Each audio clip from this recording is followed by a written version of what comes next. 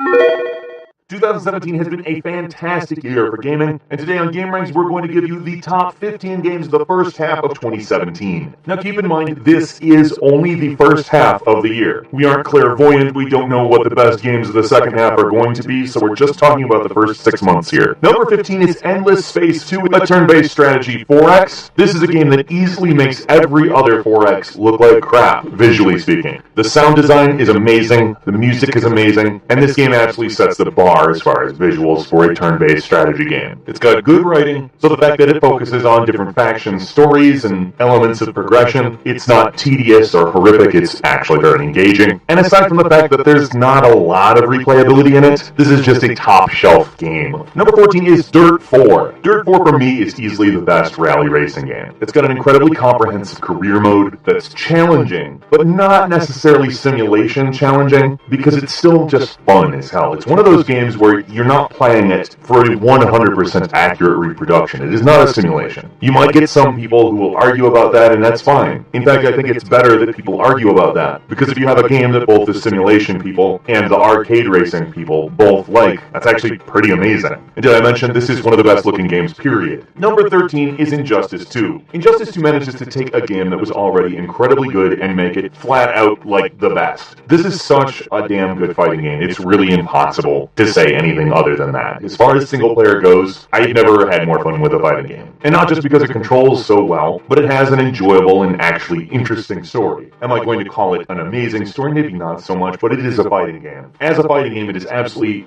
the best possible thing. Something that's very accessible and easy to pick up, but legitimately deep and very, very difficult if you want to get in on high-level stuff. It doesn't even matter if you've ever seen anything from DC Comics, ever read one of their books, or seen one of their movies, it doesn't matter. If none of that stuff ever existed, this would still be a worth it game. Number 12 is Tekken 7, which, despite not bringing a lot of new stuff to Tekken, it still brings you Tekken in all of its glory. Seriously, what a great game. This is the Tekken we've needed for a long time, too, because it's been a while since we've had a really, truly high-profile Tekken game. I mean, the last mainline Tekken was 2009, and truly it's been in desperate need of an update. Now, Tekken is just easily one of the best fighting games of all time. It's one of the big names for a reason, and there's pretty much no way not to enjoy this, especially since, well, we don't really have a Tekken on this generation of hardware. Or didn't, and now we do. And as far as I'm concerned, that's awesome. Number 11 is Sniper Elite 4, which although it doesn't exactly have a massive amount of competition, is probably easily the best sniping game. But it's in a lot of ways one of the best stealth games as well. It is a full-blown revamped stealth system, which improves in literally every way from the third Sniper Elite. And while the story isn't going to blow you away, you kind of already know what's going to happen and stuff. It's a World War II game. It kind of doesn't matter, because this is a massive sandbox-style sniping game that, despite being described in that way, isn't in any way a disaster, and on top of that, is a hell of a good time. Speaking of sandboxes, number 10 is Hitman the Complete First Season, and if you were one of those people that was kind of bummed with the last few Hitman games because they became a bit linear, and you also didn't get to check out this game as it was released episodically, do this. Get this game. This is everything that has made Hitman great over the years, except for ratcheted up to 11. As far as I'm concerned, this version of Hitman is the definitive version of Hitman. It is balanced, it is polished, the levels are huge, they have a million different ways that you can get through them, and frankly, one of the episodes of this game could easily be spent hours and hours and hours of time on, just going through it, doing different things, getting different reactions. It was a bit of a stretch for some people that they did this game episodically, but this is actually the game that sold me on the episodic model. As they work on each one, it seems very much like they're taking their time, because each different episode is its own production, and it really comes off that way. Because of this, I think this is easily the best entry to the series. Number 9 is Team Ninja's Nioh, which is an action RPG that manages to give you a slightly Team Ninja take on basically the Dark Souls formula. However, it goes above and beyond in a lot of different ways. Not necessarily making a better game, but definitely a different game. Certainly worthy of your time, just in the way this game uses aesthetics and Japanese folklore to create something that feels just utterly of its own creation. There is nothing really quite like Nioh, despite the fact it is very,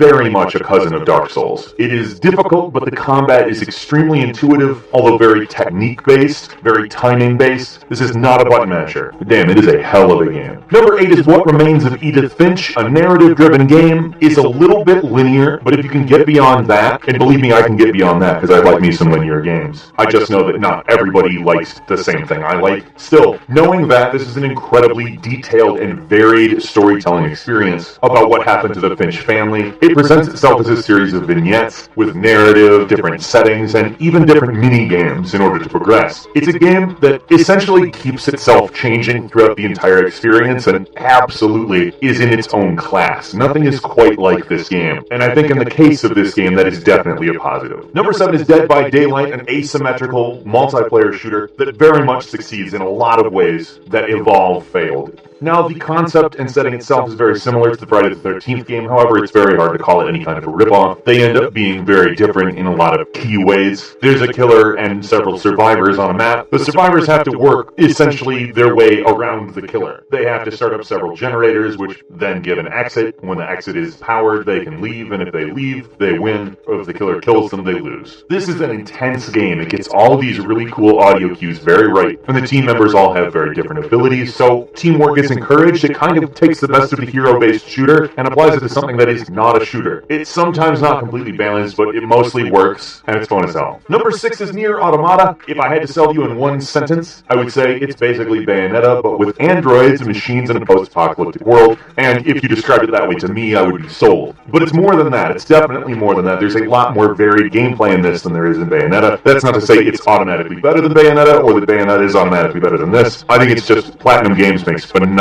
games, and Nier Automata is an obvious tour de force. Now, there are so many genres packed into this one game. You can literally be playing a top-down shooter one moment and be in a text-based novel the next. And that might sound jarring, but it is not. I don't know how to describe it to you, but somehow this game manages to be the most fluid experience in genre hopping that I've ever had in a video game. I seriously cannot praise this game enough. It is so good. Number 5 is Prey, not to be confused with the original Prey games. This is definitely a different game. Now, if you like the Dishonored games, Prey is going to feel fairly at home for you. If you can imagine Dishonored with a completely different set of powers that do not act in any way like Dishonored powers, with a lot of the inventory management that made System Shock such a great experience, with a bunch of very weird philosophical stuff thrown in, and an ending that may piss you off, it may not. I'm not 100% on that, but if I'm honest, it's just kind of all of the gameplay that makes me like this game. It's not really the story, because the story could literally just be an excuse to do all this stuff, and I think it would be fine, but it is actually a decent story, and I personally do enjoy the ending myself. Number 4 is Persona 5, which is a game that does everything it is supposed to do, only 10 times better than you even expected it to. The Persona series only gets better, and while I'm not going to sit here and say that every single thing about the story or its representation of certain people is perfect, I'm not one of those people. It's really hard for me to deny a game that is just developers at the absolute top of their game, telling a story that is fun, with perhaps the best battle system of the entire series. Everything about Persona 5 is just a triumph. Number 3 is Resident Evil 7, a game that took everyone by surprise, except me. I basically thought it was going to be good. So many people were skeptical of this game going in, but I was like, this kind of seems like it has something to it, because I understand a lot of people were really tired of the vaporware Silent Hills type game, and they were understandably skeptical that this game wouldn't feature any actual combat or things like that, but this ended up being basically the best rounded Resident Evil game since the original trilogy, and nothing could make me happier than to say, I kind of expected that. It seemed like they got what made Resident Evil into Resident Evil and introduced it into your face in a way you weren't expecting, and that was just brilliant. I love Resident Evil 7. Number 2 is Horizon Zero Dawn, which is easily the best open world game, the best new IP, and really just a delight. Somehow this game manages to take all of these conventions that we complain about in basically every other game and make them actually pleasant to do. You find a tower, oh, there's a unique way of unlocking it, and it's different for every single one of them. The world itself actually feels dense and lived in instead of like a big map that somebody made huge so they could say, there's a certain amount of square miles on this map. Ooh, aren't you impressed? No, this is a game. It is a well-designed game at that makes sure that you have something to pay attention to at all times. And in my opinion, that is absolutely what has been wrong with open world games all along. Horizon Zero Dawn gets it and gives you the kind of experience we should have had with every single open world game like this. I never thought I would say I liked a standard open world world game this much, but I do. And number one, we get into the less standard with Legend of Zelda Breath of the Wild. This is an open world game, but it gives the player a little bit more agency as to what happens within that open world. There is a story, of course, but it doesn't make you experience it any specific way. It essentially treats the player as somebody who will have emergent behavior, which is, in my opinion, very forward-thinking on the part of Nintendo.